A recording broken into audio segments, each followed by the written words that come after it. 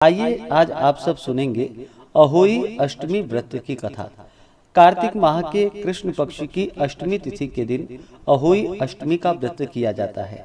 इस व्रत को स्त्रियां अपने पुत्र की लंबी आयु के लिए, पुत्र प्राप्ति हेतु, सुख समृद्धि की प्राप्ति हेतु इस व्रत को धारण करती हैं। तो आइए सुनते हैं अहोई अष्टमी व्रत की कथा। तो बोलिए प्रेम से अहोई माता की जय, भगवान भोलेनाथ की जय, माता पार्वती की जय। कथा के अनुसार एक साहूकार था जिसके 7 बेटे और एक बेटी थी। उसके सभी पुत्रों का विवाह हो चुका था। दीपावली से पहले 7 बहुएं अपनी ननद के साथ जंगल में मिट्टी लेने के लिए गईं। वहां वे मिट्टी खोद रही थी। वहीं पर एक स्याहू जो कि शेई की मान थी, मिट्टी खोदते समय ननद के हाथों स्याहू का बच्चा मर गया। इससे क्रुद्ध होकर स्याहू माता बोली कि मैं तेरी कोख बांधूंगी। तब ननद अपनी 7 भाभियों से बोली, तुम में से मेरे बदले कोई अपनी कोख बंधवा लो। सब भाभियों ने अपनी कोख बंधवाने से इनकार कर दिया, परंतु छोटी भाभी सोचने लगी, यदि मैं कोख नहीं बनवाऊंगी तो सास जी नाराज होंगी। यह विचार कर ननद के बदले अपनी कोख बनवा ली। इसके बाद उसके जो बच्चे होते वह 7 दिन के बाद मर जाते थे। एक दिन उसने पंडित को बुलाकर पूछा कि मेरी संतान 7वें दिन क्यों मर जाती है। तब पंडित जी ने कहा कि तुम सुरही गाय की पूजा करो। सुरही गाय जो कि स्याहू माता की भायली है, वह तेरी कोख छोड़े तब तो तेरा बच्चा जीवित रहेगा। तत्पश्चात बहू प्रातः काल उठकर चुपचाप सुरही गाय के नीचे सफाई आदि कर जाती। एक दिन गौ माता ने सोचा कि आजकल मेरी कौन सेवा कर रहा है, सो आज मैं देखूंगी। गौ माता तड़के उठी। क्या देखती है कि साहूकार की पुत्र वधू उसके आसपास सफाई कर रही थी। गौ माता उससे बोली कि मैं तेरी सेवा से प्रसन्न हूँ, जो चाहो सो मांग लो। तब बहू बोली कि स्याहू माता तुम्हारी भायली है और उसने मेरी कोख बांध रखी है, सो मेरी कोख आप खुलवा दो। इस पर गौ माता ने कहा, अच्छा।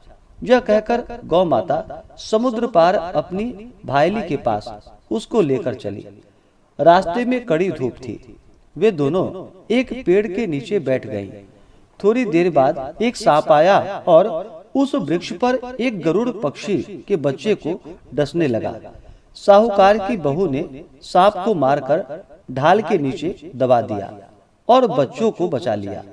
कुछ देर बाद गरुड़ पक्षी आई तो वहां खून पड़ा देखकर साहूकार की बहू को चोंच मारने लगी। तब वह बोली कि मैंने तेरे बच्चों को नहीं मारा, बल्कि यह सांप तेरे बच्चों को डसने आया था। मैंने तो उससे तेरे बच्चों की रक्षा की है। यह सुनकर गरुड़ पक्षी बोली कि मांग, तुम क्या मांगती हो। बहू बोली कि 7 समुद्र पार स्याहू माता रहती है, हमें तुम उनके पास पहुंचा दो। तब गरुड़ पंखनी ने दोनों को अपनी पीठ पर बैठाकर स्याहू माता के पास पहुंचा दिया। स्याहू माता उन्हें देखकर बोली कि आ बहन, बहुत दिनों बाद याद आई। फिर कहने लगी कि बहन, मेरे सिर में जुएं पड़ गई है। तब सुरही के कहने पर साहूकार की बहू ने सलाई से उनकी जुएं निकाल दी। इस पर स्याहू माता प्रसन्न होकर बोली, तूने मेरे सिर में बहुत सलाई डाली है, इसलिए तेरे 7 बेटे और बहू होंगी। इस पर वह बोली, मेरे तो एक भी बेटा नहीं, 7 बेटे कहाँ से होंगे। इस पर स्याहू माता बोली कि वचन दिया, वचन से फिरूं तो धोबी के कुंड पर कंकड़ी हूँ।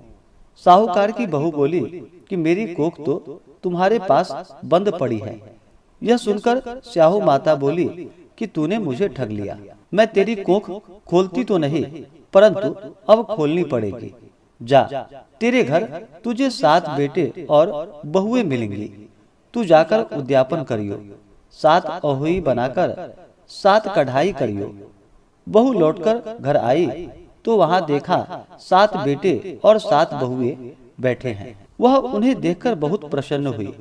उसने 7 अहोई बनाई, 7 उद्यापन किए तथा 7 कढ़ाई की। रात्रि के समय जेठानियां आपस में कहने लगी कि जल्दी जल्दी नहाकर पूजा कर लो, कहीं छोटी बच्चों को याद करके रोने ना लगे।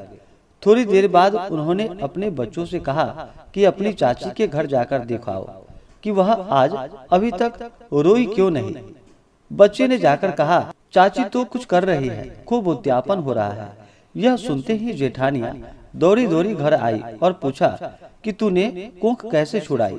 वह बोली, तुमने तो कोख बंधाई नहीं, सो मैंने कोख बंधा ली थी। अब स्याहू माता ने कृपा करके मेरी कोख खोल दी। हे स्याहू माता, हे अहोई माता, जो भी आपका व्रत करे, पूजन करे, कथा श्रवण करे, उनके ऊपर अपना कृपा सदैव बनाए रखना, उनका गोद हरा भरा रखना तथा सुख और समृद्धि का आशीर्वाद प्रदान करना।